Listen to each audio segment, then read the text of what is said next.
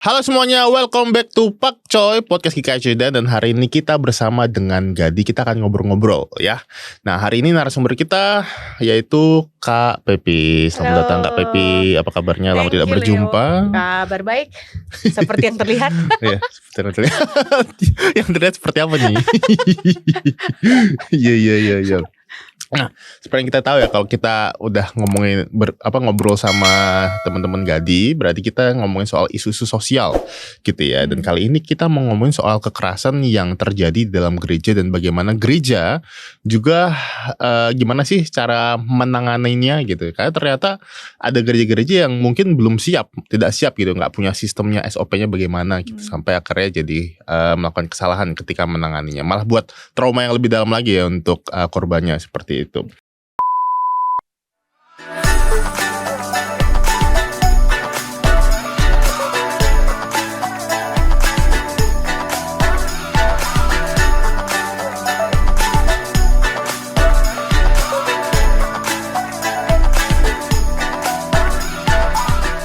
Nah, Kak, dari observasi Kakak nih dari menangani kasus-kasus kekerasan secara khusus dalam gereja gitu ya, apalagi dilakukan oleh hamba Tuhan gitu ya.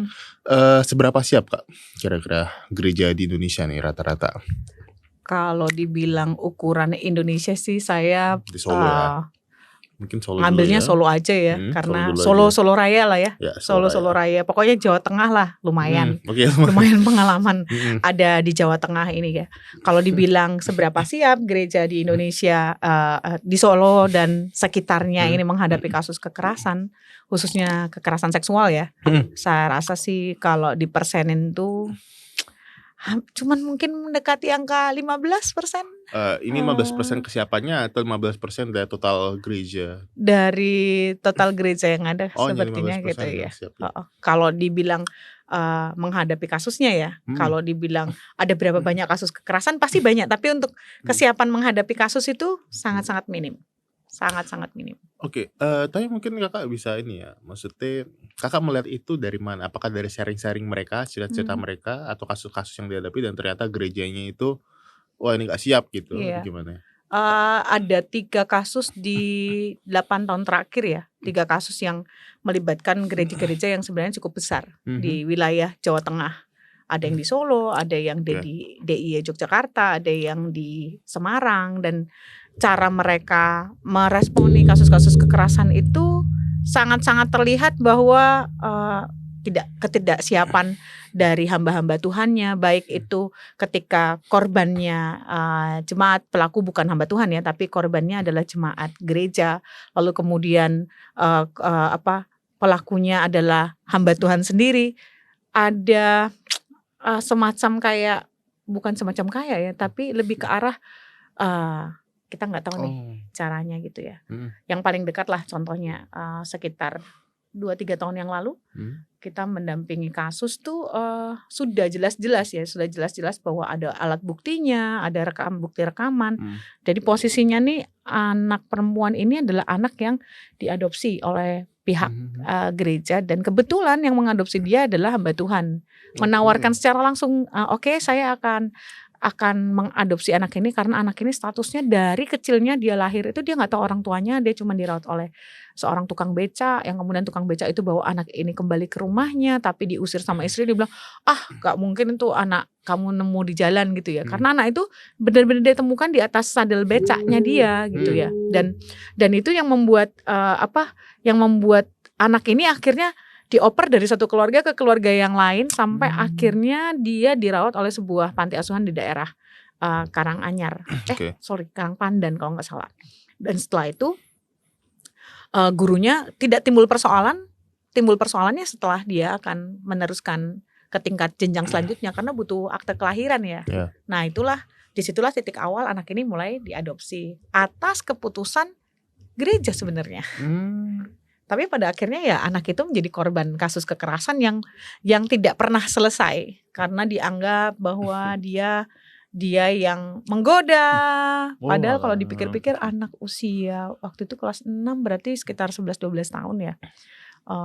Anak seumuran itu menggodanya tuh maksudnya seperti apa, dan dari keterangan anak ini sendiri pun dia menemukan bahwa aku nggak pernah ngapa-ngapain ya, cuman disuruh nyapu, disuruh bersihin rumah, mencuci, memasak dan lain sebagainya. Dan aksi-aksi yang dilakukan oleh hamba Tuhan tersebut mencoba untuk menjamah dia, lalu kemudian disuruh di pangkuan, dia nggak mau ditarik, lalu kondisi-kondisi itu dia bilang 3 bulan pertama itu dia sudah mengalami situasi itu. Sebenarnya dia udah nggak nyaman, tapi dia berpikir dia ditampung sama keluarga ini kan, jadi harusnya dia bisa melindungi diri dia dan kemudian menghindari hal-hal itu sampai itu bertahan sampai berapa lama ya, dari SMP berarti sampai SMA kelas 3 terakhir itu 6 tahun 6 tahun lah dia bertahan di tempat itu, sampai akhirnya dia memberanikan diri untuk berbicara kepada bapak gurunya, mantan bapak gurunya, bahwa yang kebetulan juga mantan majelis gereja itu, dan kemudian diperjuangkan. Waktu itulah pertama kali saya dihubungi untuk Bu, kira-kira ini solusinya seperti apa ya, ada kondisi seperti ini. Dan waktu itu saya sempat ngelihat karena anak ini merasa bahwa dia bakalan gak dipercaya, akhirnya dia sempat merekam 3 peristiwa di mana dia dilecehkan gitu ya. Lalu kemudian dia sudah merekam itu dengan ada 2 rekaman itu tidak stabil karena dia sambil megang, pura-puranya ndak nyala tapi sebenarnya nyala sambil agak goyang gitu. Tapi rekaman yang ketiga itu benar-benar dia lagi masak, dia nyembunyiin HP-nya di dapur gitu ya. Kebetulan dapur itu dekatnya sama kamar mandi. Jadi kalau dia misalnya masak di posisi ini, si pelaku akan muncul di bagian sini dan dia sudah tahu itu settingannya akan mengarah kepada pelaku tersebut. Itu pun sudah jelas-jelas ya, tapi pada akhirnya tuh dia tidak mendapatkan jawaban yang berarti setelah kasus itu viral di gereja, ada pemanggilan, disuruh mengaku dan lain sebagainya. Sang pelaku tentu saja akan membela diri. Dan kemudian dalam proses-proses itu rupanya di gereja ini mulai pecah, ada yang mendukung, ada yang kontra. Tapi kontra itu juga tidak terlalu banyak sampai akhirnya mereka menaikkan diri mereka untuk bertemu dengan sinode. Yang alangkah lucunya ketika mereka menyampaikan pada saya ketika ngomong sama sinode, ternyata sinode mengatakan bahwa ini dibalikan ke gereja lokal lagi. Karena gereja lokal lah yang punya otoritas yang lebih kuat. Nah, ini kan padahal cari pihak ketiga kan. Iya, betul. Itulah yang saya pikir gereja belum siap untuk kondisi-kondisi yang seperti ini ya. Baik ketika gereja punya banyak korban atau ada korban, maupun juga ketika pelakunya adalah seorang hamba Tuhan, pemimpin gereja yang seharusnya memberikan teladan yang baik, tapi ternyata mereka jadi pelaku gitu ya. Dan yang amat sangat disayangkan, mereka akhirnya memilih lebih baik kehilangan 1 anak ini daripada kehilangan pemimpin gereja. Dan ini yang sampai saat ini saya belum mendapatkan insight bahwa gereja punya kemantapan untuk bisa mendampingi kasus kekerasan ataupun ketika ada korban atau pelakunya adalah di ranah hamba Tuhan, apakah ini bisa berproses secara hukum atau malah diredam untuk supaya dengan sebuah alasan yang sangat klise ya, alasannya adalah mempertahankan kesatuan gereja. Nah itu dia, itu yang saat ini saya bilang kalau mau dibilang bahkan mungkin nggak nyampe 15% ya, 0% lah kesadaran untuk menanggulangi kekerasan ini, seperti menghadapi kekerasan ini seperti apa. Tapi itu case-nya di gereja yang seperti apa? Apakah sistem pemerintahan itu berpengaruh? Kayak misalnya kan ada yang gereja-gereja yang 1 gembala yang dia handle pegang semua jemaat gitu. Ini gereja yang sebenarnya ada perwakilan jemaatnya. Jadi ya saya bilang lah ya, ini gereja Presbyterian. Ini gereja Presbyterian loh, yang istilahnya bukan pendeta yang paling utama ya. Seharusnya kan sistem tatanan majelis-majelisnya pun punya pandangan yang ini. Bahkan saya sempat waktu itu terbuka sekali. Maksudnya terbuka itu dalam arti gini, saya akan menghadirkan diri ketika diminta di sidang pleno mereka untuk hadir dan memberikan keterangan.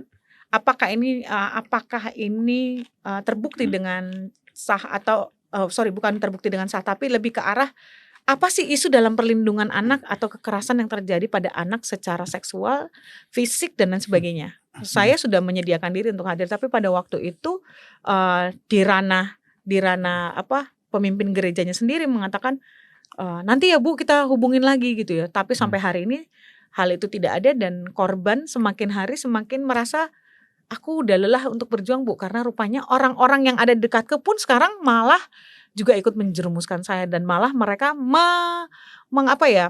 membenarkan bahwa yang terjadi pada saya itu sesungguhnya sayalah yang memulai. Itu kasihan ya. Jadi saya sendiri sudah beberapa kali ingin bertemu dengan penyintas ini ya. Karena dia sebenarnya masih mau berjuang, tapi karena dia ngerasa bahwa sekelilingnya dia tidak mendukung.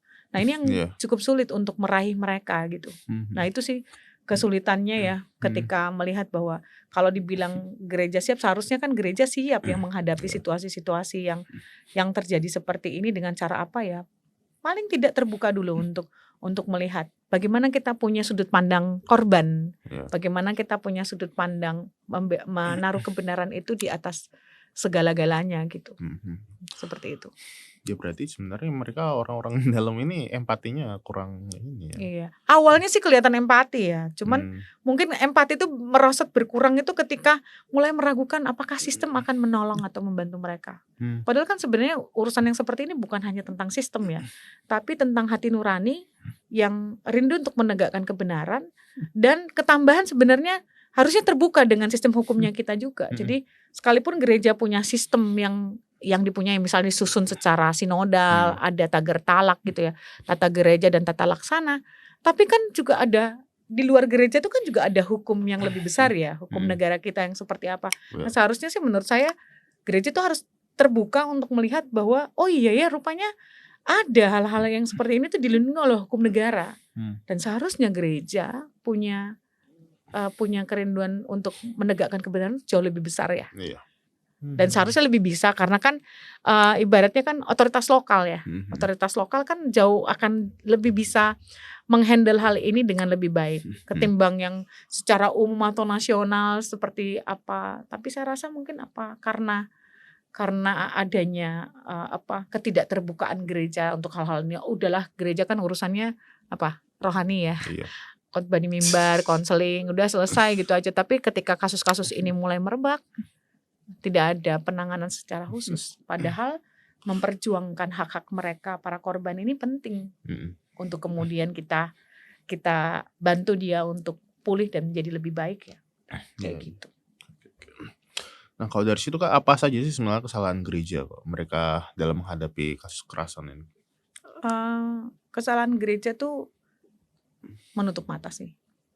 Abai dengan situasi-situasi yang seperti ini karena merasa bahwa gereja tuh ya sudahlah tempat untuk pemuridan oke lah ya, lalu kemudian katekisasi oke lah, menjadikan tempat ini pelayanan untuk jemaat oke, tapi hal-hal yang seperti kekerasan itu malah tidak menjadi sebuah prioritas di dalam sebuah gereja karena mungkin ada yang berpikir terlalu jauh lah dari kita, nggak ada. Mungkin pikir karena ini institusi yang rohani gitu jadi gak mungkin terjadi di sini gitu. Betul.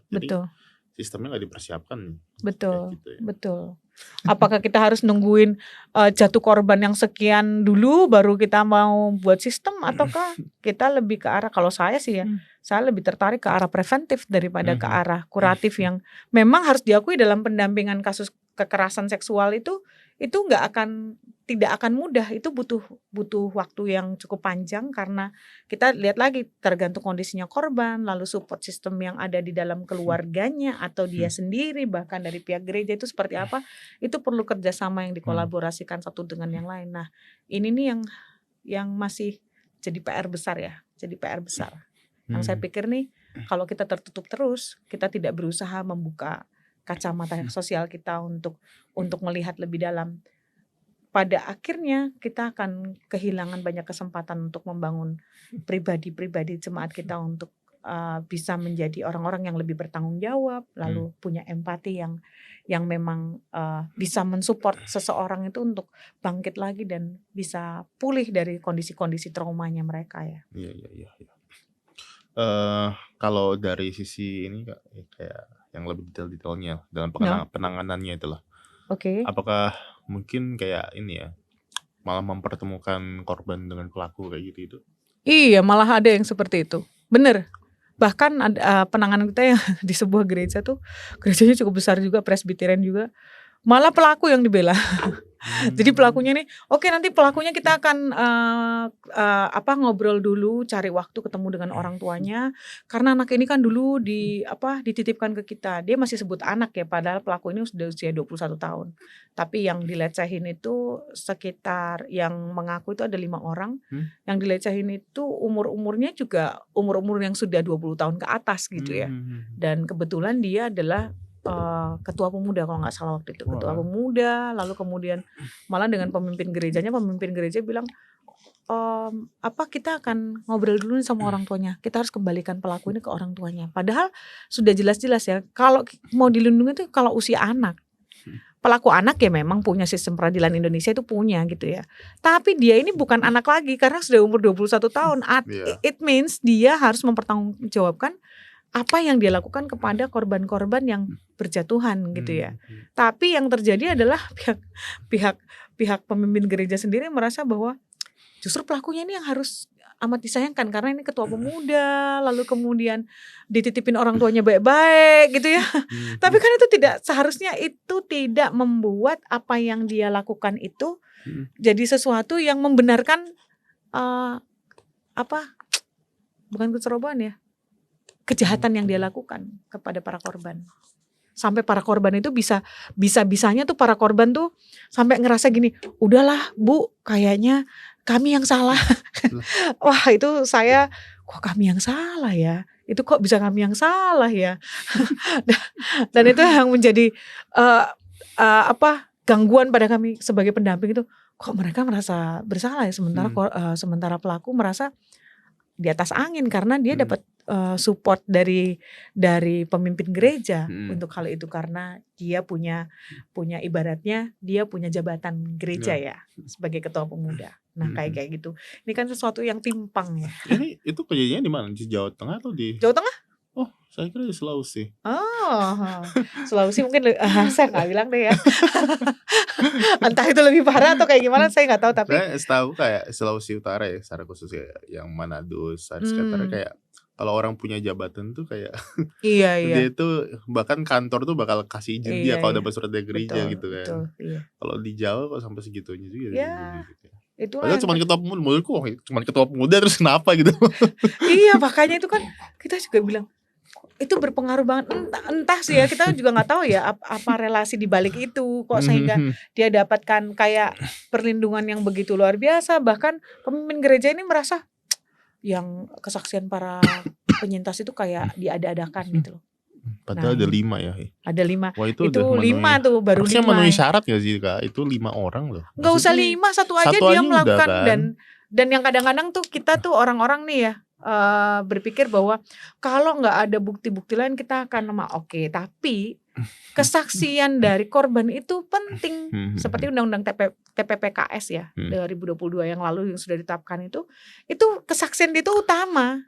Gak bisa dikesampingkan. Maksudnya kita baru memproses itu setelah nanti kita kumpulin. Enggak. Pertama kali mereka mengalami situasi itu, satu orang sekalipun gitu ya, kalau dia mengutarakan bahwa ini situasi yang dia sudah hadapi, harus langsung menegakkan semua bentuk untuk mendukung si korban. Bahwa ini harus dicari tahu bagaimana prosesnya, ininya apa, dan harus terus-menerus diusahakan supaya menemukan bukti-bukti tambahan yang bisa mendukung kesaksian korban. Karena kesaksian korban itu utama.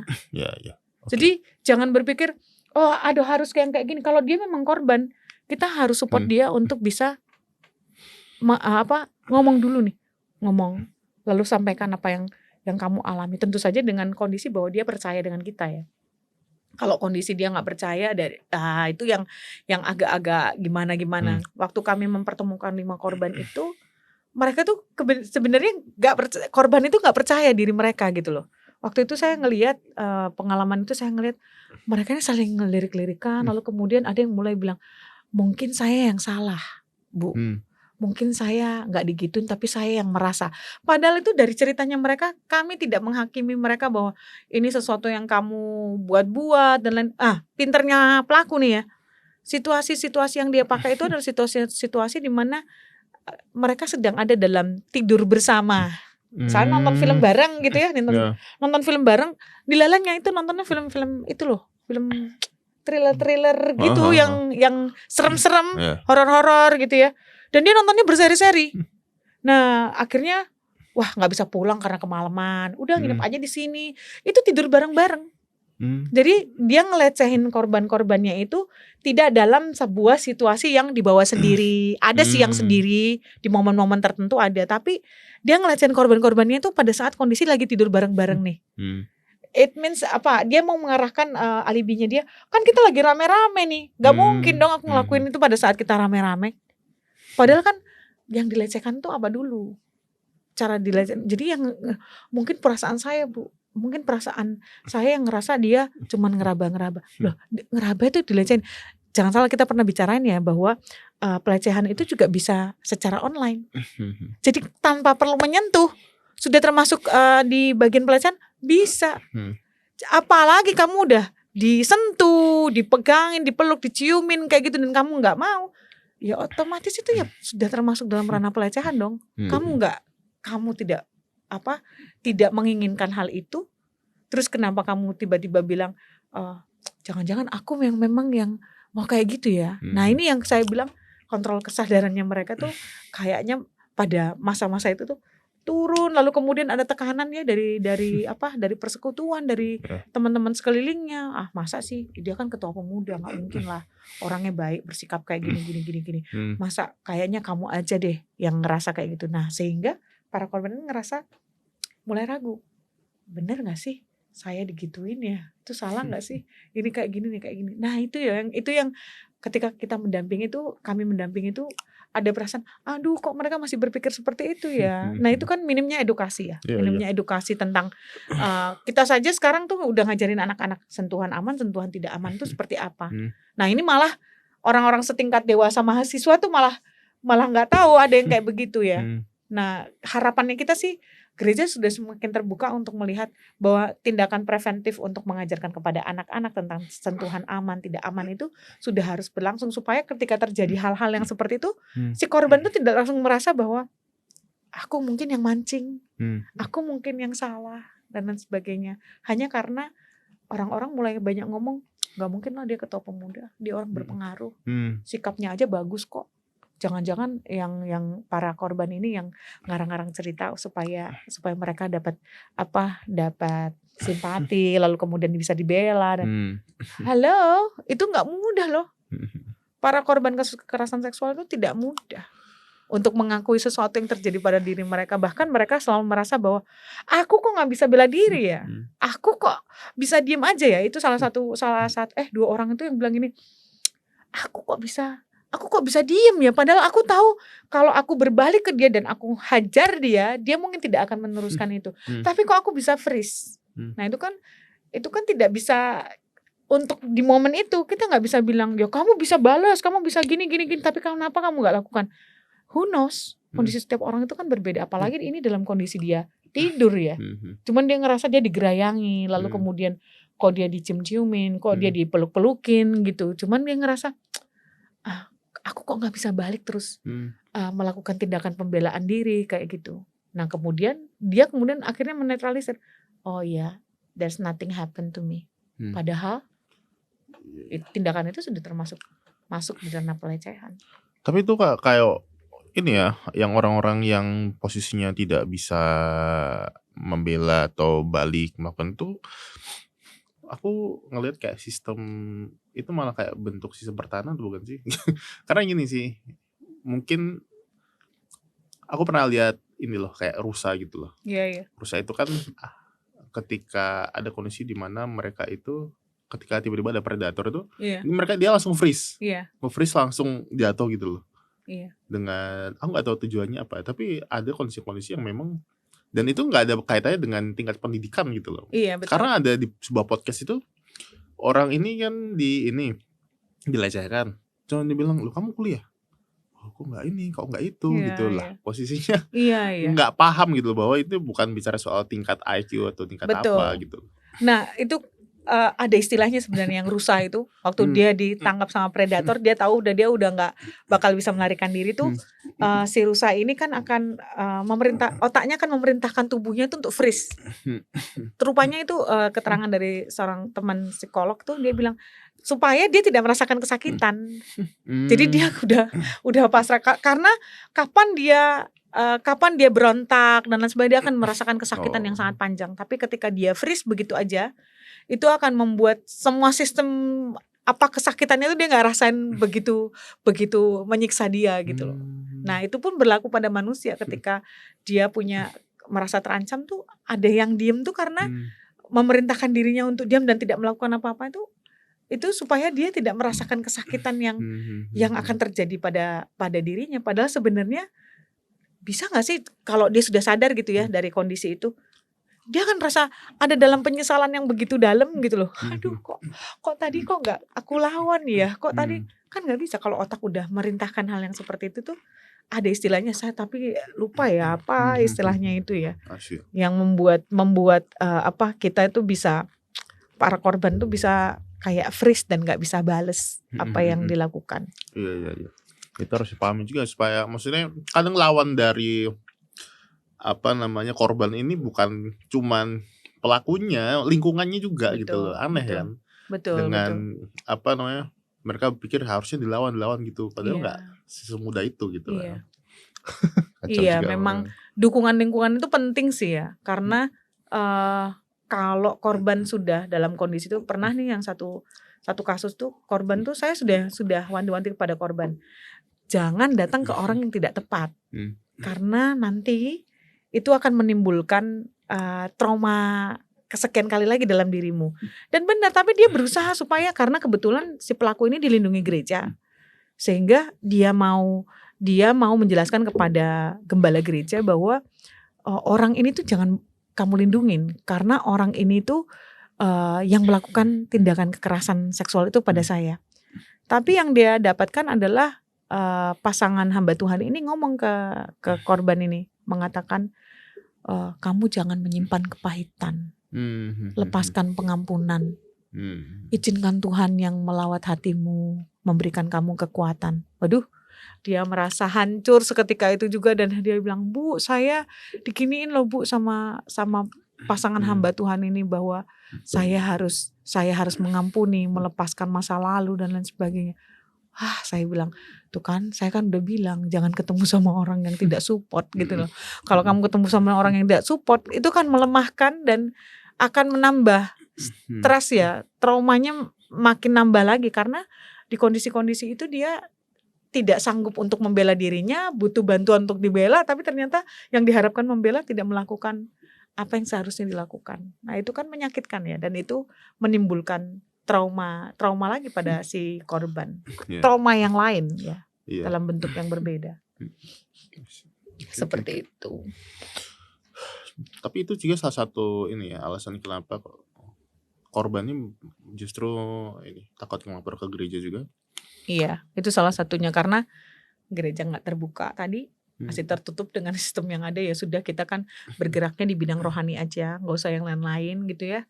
Pertumbuhan jemaat kita perhatikan, tapi bagaimana ketika situasi-situasi ini terjadi? Gereja bukan jadi tempat yang aman ya buat para korban untuk mengemukakan hal itu. Terbukti dari kasus tadi yang saya sampaikan.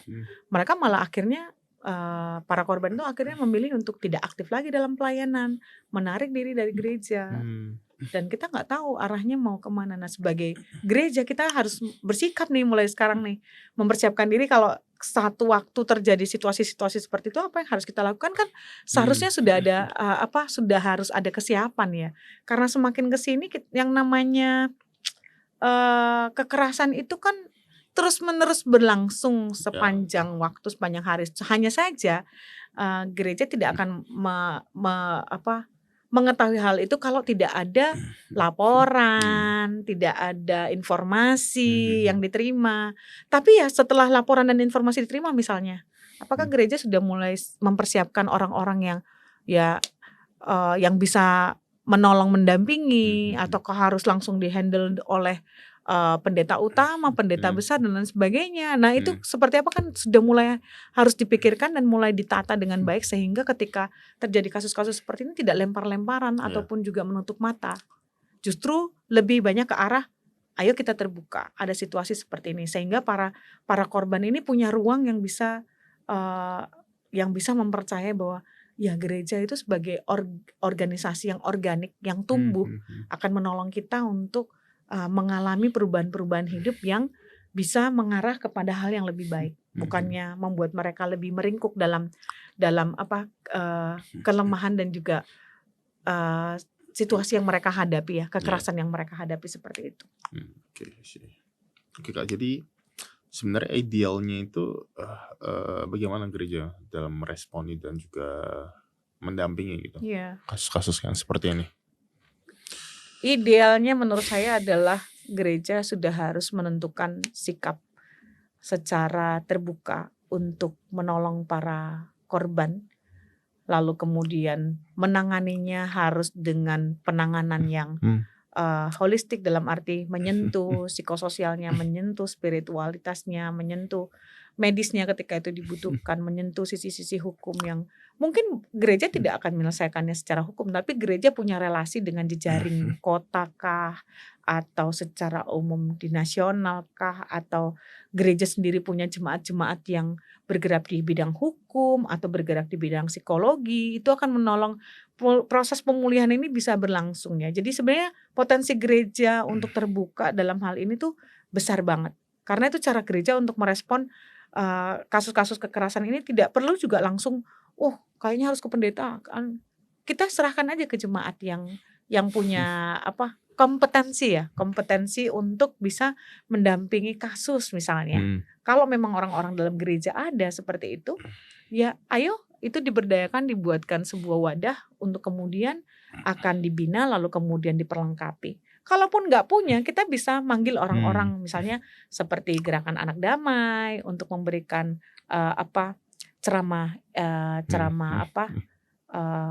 preventif, atau kemudian teman-teman lembaga bantuan hukum atau lembaga hukum yang ada di masyarakat Kota Solo misalnya untuk memberikan pengarahan-pengarahan tertentu seputar isu-isu seperti apa, cara mengidentifikasi, lalu kemudian ketika terjadi kasus apa yang harus dilakukan, ketemu dengan siapa duluan, apa yang harus dilakukan kepada korban atau pihak keluarga korban sebagai support system terdekatnya harus kayak gimana. Nah, itu kan sudah mulai harus diatur ya, dan cara gereja merespon ini akan jauh lebih sehat dalam arti gereja tidak akan hanya jadi tempat orang secara spiritual bertumbuh, tetapi secara sosial, psikososial akan mengalami pertumbuhan dan perubahan-perubahan yang berarti pada diri orang-orang yang mengalami kasus-kasus kekerasan ya.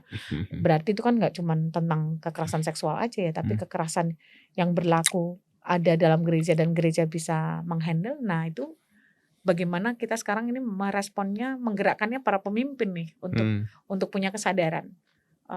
Apa ya yang harus kita lakukan bersama-sama?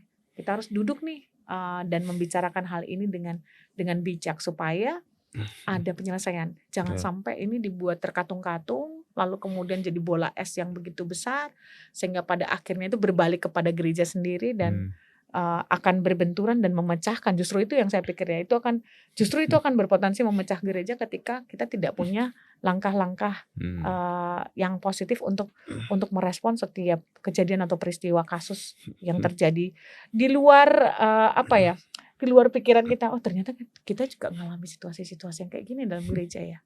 Jangan hanya didiamkan, jangan hanya diabaikan. Ya sudahlah, sepanjang dia udah nggak ada, berarti kita tenang-tenang aja. Tapi gimana proses berikutnya? Apakah nggak ada yang lain-lain lagi? Apakah pelaku-pelaku di luar sana tidak akan melakukan tindakan yang sama? Who knows, gitu ya. Oke. Terus mungkin terakhir ya, gimana cara mencegah hal-hal kayak ini terjadi dalam gereja gitu? Kalau cara mencegahnya sih memang kita perlu lebih banyak terbuka dengan isu-isu yang terjadi di seputar masyarakat. Lalu kemudian kita mencegahnya juga dengan melibatkan orang-orang yang kompeten dalam hal-hal yang berkaitan dengan isu-isu sosial seputar human trafficking kah, ya termasuk child grooming dan lain sebagainya. Mungkin kalau tidak bisa dijangkau melalui mimbar, podcast ini kan sebenarnya paling bagus ya untuk melibatkan lebih banyak orang. Mungkin melalui podcast juga bisa mengundang orang-orang yang punya kompetensi khusus, lalu kemudian gereja secara terbuka mulai mengaturnya dengan seksama dan punya orang-orang yang bisa menggerakkan orang-orang yang lain dalam sebuah wadah yang sudah ditentukan, sehingga ini akan mempermudah pekerjaan gereja. Jadi tanggung jawabnya nggak begitu berat lagi karena sudah dikelola oleh wadah jemaat sendiri untuk kemudian mensupport dengan cara lebih baik, memberikan pengarahan, melakukan deteksi dini kah atau seperti apa ketika kita paham, oh iya ya ada situasi-situasi seperti ini. Mungkin 2 bulan lagi Gerakan Anak Damai akan buat sertifikasi dasar untuk Child Protection Officer di Kota Solo sih. Kita memang buat secara khusus untuk belajar bagaimana mendeteksi awal bentuk-bentuk kekerasan yang terjadi itu, reaksi-reaksinya mereka para korban tuh kayak gimana sih kalau sudah teridentifikasi, apa yang kemudian harus dilakukan.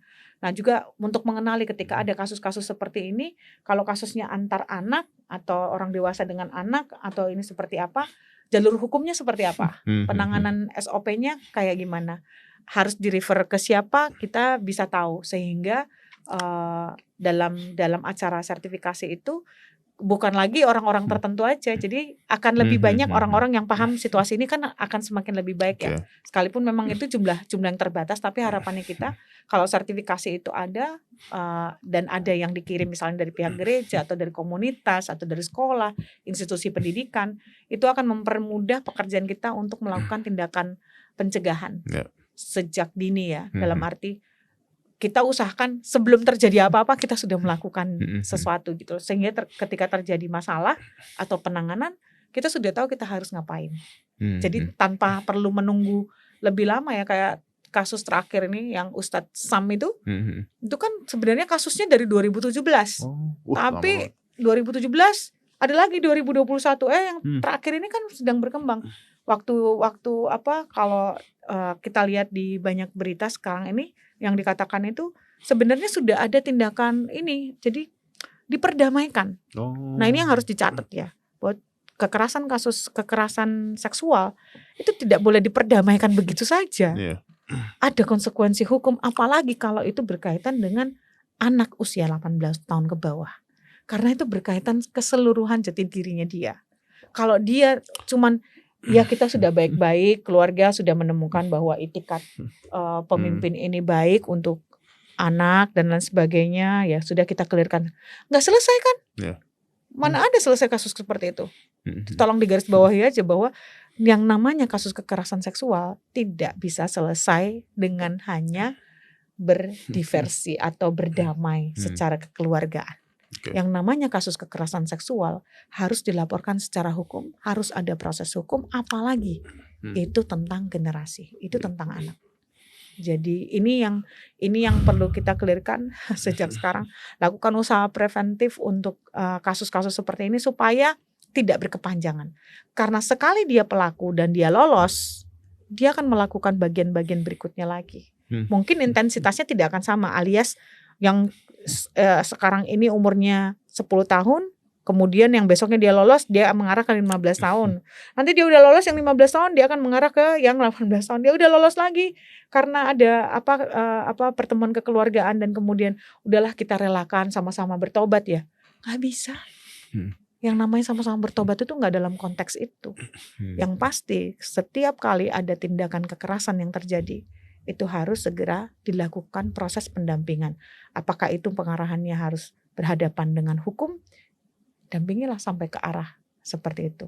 Sekarang risiko-risiko yang dulunya diperkecil itu ternyata kan menjadi sesuatu yang membesar dan semakin banyak jatuh banyak korban. Apakah kita harus nunggu itu berlangsung beberapa waktu dulu dengan semangat kekeluargaan?